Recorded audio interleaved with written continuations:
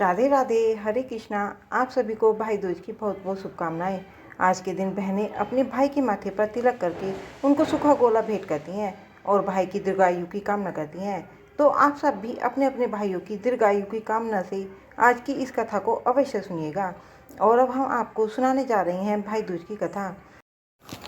सूर्यदेव की पत्नी संज्ञा से 2 संतानें थी, पुत्र यमराज और पुत्री यमुना। संज्ञा सूर्य का तेज सहन न कर पाने के कारण अपनी छाया मूर्ति का निर्माण करके उन्हें ही अपने पुत्र पुत्री को सौंप कर वहां से चली गई। छाया को यम और यमुना से अत्यधिक लगाव तो नहीं था, किंतु यमुना अपने भाई यमराज से बड़ा स्नेह करती थी। यमुना अपने भाई यमराज के यहाँ प्राय जाया करती और उनके सुख दुख की बातें पूछा करती। और यमुना यमराज को अपने घर पर आने के लिए आमंत्रित भी करती, किंतु व्यवस्था और अत्यधिक दायित्व के कारण वे उसके घर नहीं जा पाते। एक दिन कार्तिक शुक्ल द्वितीया को यमराज अपनी बहन यमुना के घर अचानक जा पहुंचे। बहन के घर जाते समय यमराज जी ने नरक में निवास करने वाले सभी जीवों को मुक्त कर दिया।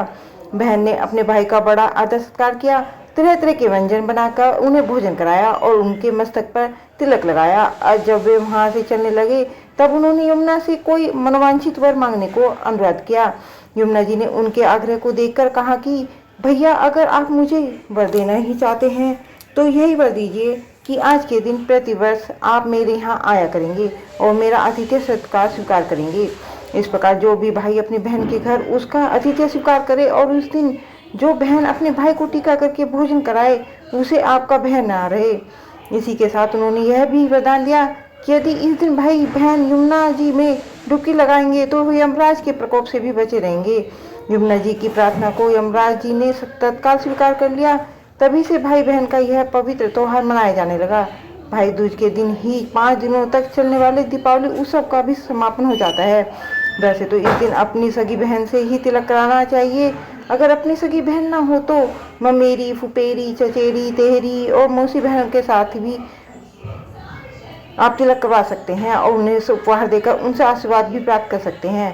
यम द्वितीया यानी कि भाई दूज के दिन शाम के समय घर के मुख्य द्वार पर एक दिया यम देवता का भी जलाना चाहिए।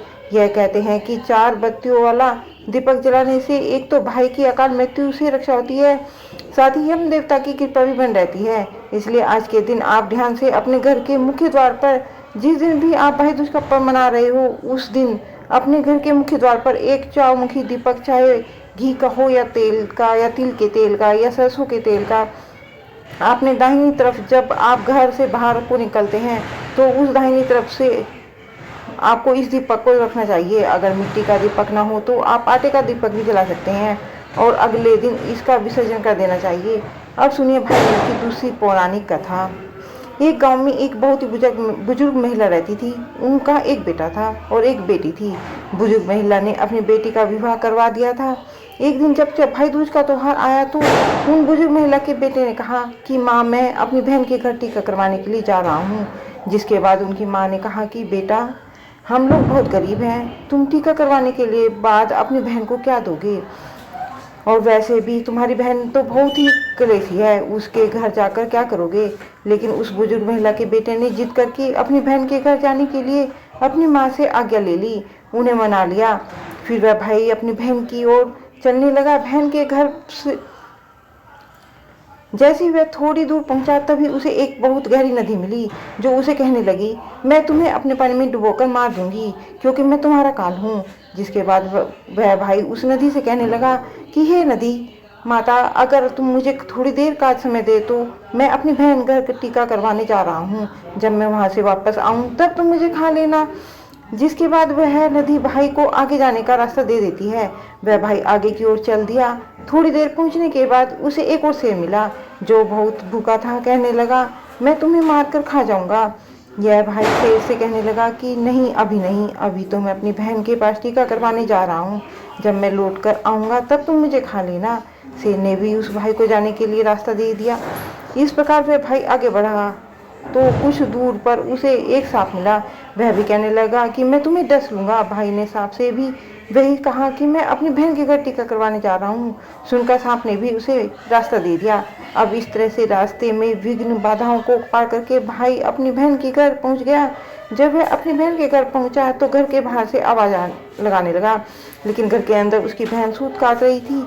सूत काटते समय उसका धागा टूट गया और वहाँ के लोगों की यह मान्यता थी कि अगर सूत काटते समय धागा टूट जाए तो बाहर चाहे कोई भी बुला रहा हो वह बिना आवाज करे और बिना धागा को जोड़कर आगे चली जाए तो वह व्यक्ति मर जाएगा। तो जो दरवाजे के बाहर है, अब उसने आवाज़ तो सुन ली थी लेकिन वह दरवाज़ा खोलने के लिए नहीं गई।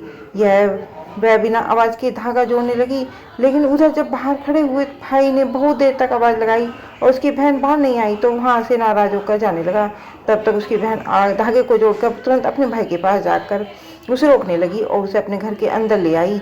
वह बहन अपनी पड़ोस में रहने वाली एक महिला के पास गई और उससे पूछने लगी कि बताइए, मुझे भाई दूज के दिन क्या क्या बनाया जाता है, कैसे तिलक किया जाता है। तब उस महिला ने उसे बताया कि तुम तेल से अपने चूल्हे को लिपो और घी में चावल पकाओ। बहन पड़ोसन के कहे अनुसार करने लगी। तब तक उसका भाई आया और उसने उसे कहने लगा कि बहन, मुझे भी तो बहुत जोरों से भूख लगी है। लेकिन उसकी बहन पड़ोस की महिला की बातों में आकर काम कर रही थी। जब उसके भाई ने रसोई में जाकर देखा तो बहन से कहने लगा, बहन तुम तो बहुत भोली हो, जिस कारण हर कोई तुम्हें पागल बना देता है। क्या तुमने कभी घी में चावल पकते हुए देखा है? अरे मेरी भोली मासूम बहन, क्या कभी चूल्हे का तेल से लिपा जाता है? तुम गोबर से चूल्हे को लिपो और पानी में चावल पकाओ। यह सुनकर बहन ने अपने भाई की बात मानी। जैसा जैसा उसके भाई ने करने के लिए बोला था वैसा वैसे उसने किया और भोजन बनाकर अपने भाई को खिलाया। थोड़ी देर के बाद उसने अपने भाई को तिलक भी कर दिया। जब उसके भाई अगले दिन वापस जाने के लिए कहने लगा तब उसकी बहन अपने भाई के लिए रास्ते में ले जाने के लिए कुछ लड्डू बनाकर देने लगी कि भाई उसको रास्ते में अगर भूख लगेगी तो वह खा लेगा। उनमें से कुछ लड्डू अपने बच्चों के लिए भी उसने रख लिए। जैसे ही उसका भाई चला उसकी बहन के बच्चे उन लड्डू को खाने की जिद करने लगे तो वह अपने भाई के लिए जो बनाए हुए लड्डू थे उसमें से जो लड्डू उसने बचा कर रखे थे वही अपने बच्चों को दे दिए। तभी उन बच्चों की नज़र उन लड्डुओं में पड़ी जो एकदम से नीले हो रहे थे। जैसे ही बहन की नज़र उन लड्डुओं पर पड़ी तो रसोई घर में जाकर देखने लगी। तब उसे पता चला कि उसने जो लड्डू बनाए हैं उसमें तो सांप मर गया था, तो उसी से उसने लड्डू बना दिए हैं। जिसके बाद वह बहन बहुत दुखी हो गई और अपने भाई के पीछे पीछे भागने लगी कि रास्ते में अगर मेरे भाई ने वह लड्डू खा लिए तो पता नहीं क्या अनर्थ हो जाएगा। बहुत तेजी से भागते हुए वह जब गई तो रास्ते में कुछ दूर चलने के बाद ही उसे उसका भाई मिल गया। वह जैसे ही वहाँ पहुंची तभी उसने भाई से पूछा कि भाई तूने लड्डू तो नहीं खाए? तो उसका भाई कहने लगा नहीं, और तभी अपने भाई को उसने सारी बात बता दी। बहन ने भगवान को खूब धन्यवाद किया। फिर लड्डू की पोटली भाई से लेकर गड्ढा खोदकर उसने सारे लड्डू उस गड्ढे में भर दिए। बहन को ऐसा करते देखकर भाई पूछने लगा कि बहन क्या बात है? तो उसने सांप वाली सारी घटना बता दी। कहने लगा कि बहन तुमने मुझे आज तो इस काल में बचा लिया, किंतु मेरे पीछे तो 3-3 काल मेरा इंतजार कर रहे हैं। नदी, सांप, शेर की घटना अपनी बहन को भाई ने बता दी। सुनकर बहन बहुत दुखी हुई। कुछ समय के बाद चलते चलते जब बहन को प्यास लगी तो वह पास ही के एक तालाब पर पानी पीने के लिए गई। वहाँ एक बुढ़िया बैठी हुई माला तैयार कर रही थी। बुढ़िया को माला तैयार करते हुए देखकर उसने पूछा कि माता जी, आप यहाँ क्या कर रही हैं? आप कौन हैं? वह बोली कि मैं विधाता हूँ और एक लड़की के भाई के लिए माला तैयार कर रही हूँ जिसका काल आने वाला है। उसकी बहन ने चक्की में पीसकर एक सांप को मार डाला है। बहन समझ गई कि वह उसी के भाई के लिए कह रही है।